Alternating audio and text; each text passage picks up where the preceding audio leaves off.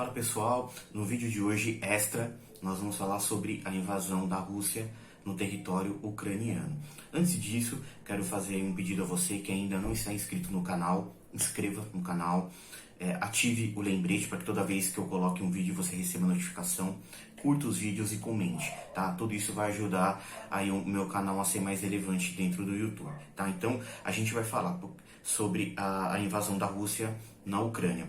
Muitos não estão entendendo ou acham que isso não vai impactar no seu dia a dia porque está acontecendo o conflito na Europa. Então, claro, vou tocar minha vida normal, o carnaval tá aí, o feriado tá aí, vou viajar, mas na verdade não é nada disso. Meu objetivo aqui primeiro é explicar para vocês, porque muitas vezes a gente ouve sobre o que está acontecendo através da mídia, a gente não pesquisa, a gente não estuda e a gente acaba passando aquilo que a gente viu na televisão. Mas é importante que a gente entenda todo o contexto histórico disso. E segundo, eu quero mostrar para vocês o impacto hoje, o que pode impactar na sua família, o que pode impactar na sua vida e no seu dia a dia, tá? Antes disso, a gente precisa entender o contexto histórico, tá? Essa invasão não é de hoje. Isso aconteceu lá desde 1991, quando houve aí o final da União Soviética. E para quem não sabe, Rússia e Ucrânia pertencia a essa União Soviética. A Rússia ela não aceitou que a Ucrânia fosse independente,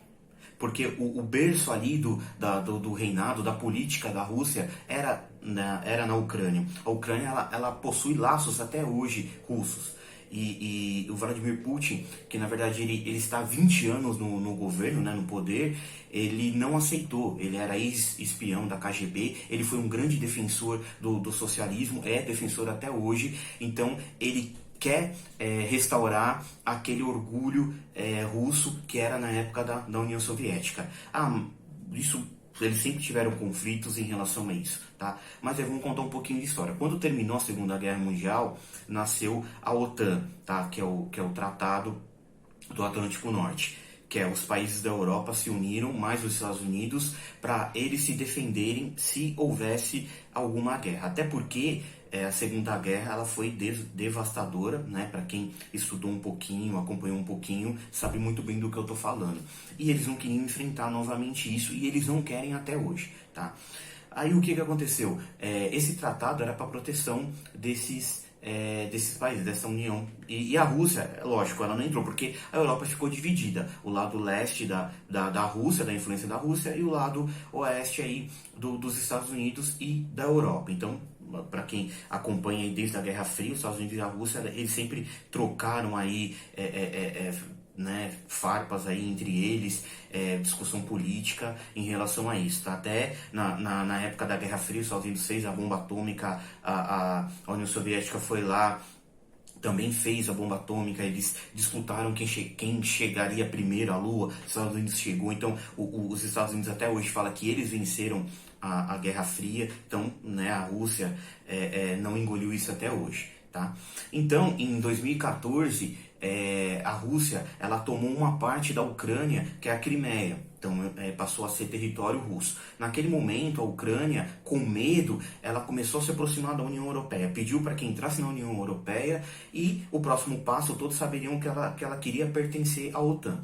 A Rússia, por sua vez, querendo, sempre de olho no território ucraniano, eles viram uma possibilidade da Ucrânia se unir à União Europeia e eles perderem qualquer possibilidade de ter aquele território. Aí o que o Putin fez? Ele aproveitou o momento da pandemia com a nova variante e aproveitou a crise internacional americana, que foi a retirada do exército americano, né, do conflito do ocidental. Aí do oriental. E o que aconteceu? Ele levou as tropas para a divisa entre a Rússia e a Ucrânia. Quando o mundo viu tudo isso, ele foi questionado e ali ele justificou que na verdade era um treinamento militar. tá? Aí você pergunta, poxa, ele é louco de tentar invadir um país hoje, né, com a tecnologia que a gente tem, o armamento, Estados Unidos a favor? Na verdade, sim, tá? Para quem não sabe, o primeiro impacto, né, tirando aí as mortes, né, as explosões, tem um impacto econômico, né? Quando você está no momento de guerra, a economia ela tem aí consequências. Mas só que a Rússia ela estava, né, planejando esse ataque há muitos anos. Primeiro, ela aumentou a reserva internacional dela, hoje está em torno de 600 milhões de dólares, tá? Para quem não sabe, essa reserva internacional é para que as pessoas da Rússia, quando precisarem de dólar, ela conseguir dar dólar para essas pessoas, tá? A reserva de ouro da Rússia é a maior reserva de ouro do mundo, né? Para quem não sabe, a Rússia hoje ela é a segunda maior exportadora de petróleo do mundo, ela só perde para os países aí da Arábia Saudita. Ela é a maior exportadora de gás natural do mundo, tá? Para vocês terem uma ideia, a Rússia consegue abastecer com gás natural toda a Europa, principalmente a Alemanha, né? E através da Alemanha ela consegue abastecer outros países. Hoje a Alemanha depende totalmente, e para quem não sabe, é inverno na Europa, então a Alemanha usa o gás natural, né, para se aquecer e também usa como energia. Tá? Um dos motivos pelo qual a Alemanha não quis se envolver, porque tinha essa questão comercial. Tá? Mesmo com as sanções aí, americanas de cortar o comércio internacional, a Inglaterra, né, junto com os outros países europeus e mais o Japão, a Rússia, o que ela fez? Ela estatizou alguns segmentos da sua economia para deixar de importar e ter autossuficiência. Tudo isso foi um planejamento para essa guerra, para vocês terem uma ideia que isso já foi planejado e teve uma estratégia muito grande em relação a isso. Tá? O meu ponto de vista hoje em relação aos Estados Unidos e à Rússia, eu acho pouco provável que os Estados Unidos entre na guerra. A princípio, eu imagino que os Estados Unidos ele irá auxiliar, né, com armas, com ajuda humanitária, assim como os países da Europa. É nítido que os países da Europa eles não querem entrar na guerra, até porque é algo traumático para eles, principalmente a Alemanha, né? Não precisa nem falar nada. Então, a princípio, eu imagino que eles vão ajudar ali a Ucrânia a se defender, e os Estados Unidos diretamente não vai. Mas por que os Estados Unidos ele não vai entrar em confronto direto com a Rússia? Porque senão seria algo fim de mundo, para você ter uma ideia. Porque os dois países eles possuem a tecnologia da bomba atômica. Então, imagina um jogando a bomba atômica no outro, imagina como que vai ficar o mundo, para vocês terem uma ideia. Então eu imagino que a princípio os Estados Unidos não entrariam na guerra. A União Europeia entraria nessa guerra, né? A OTAN, né, entraria nessa guerra se porventura, a princípio, a Rússia fosse atacar algum país que não fosse a Ucrânia da Europa, tá? Mas a princípio o Putin ele está bem focado em atacar e tomar o território ucraniano, tá? Que para ele seria aquela questão de orgulho russo. Segundo, a questão de você ter territórios ali, toda a tubulação ali também passa sobre o território ucraniano para poder abastecer. A parte do gás, mas a Europa não vai ter mais gás da Rússia. O que a Rússia vai fazer? A Rússia há tempos tem negociado e tem fornecido gás natural para a China. Para quem não sabe, a China é um forte aliado da Rússia, tá? Até porque a Rússia também pretende ajudar a China na questão de Taiwan, que a Taiwan é um forte parceiro dos Estados Unidos. Então aí tem um conflito de interesses, tá? Então para vocês verem a dimensão.